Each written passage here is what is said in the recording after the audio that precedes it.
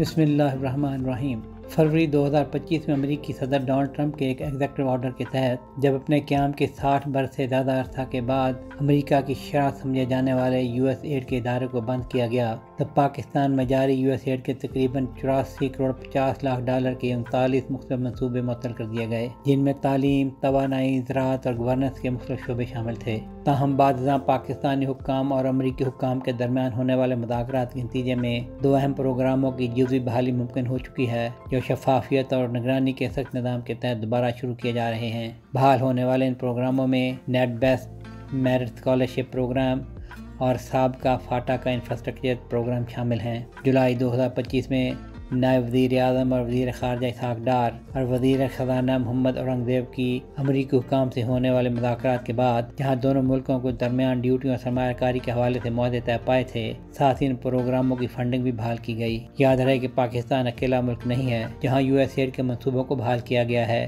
یہ سلسلہ اپریل کے مہینے سے جاری ہے اور اب تک 14 ملکوں میں ورلڈ فوڈ پروگرام WFP کے کئی جان بچانے والے انسانی منصوبے منسوخی کے بعد بحال کر دیے گئے ہیں۔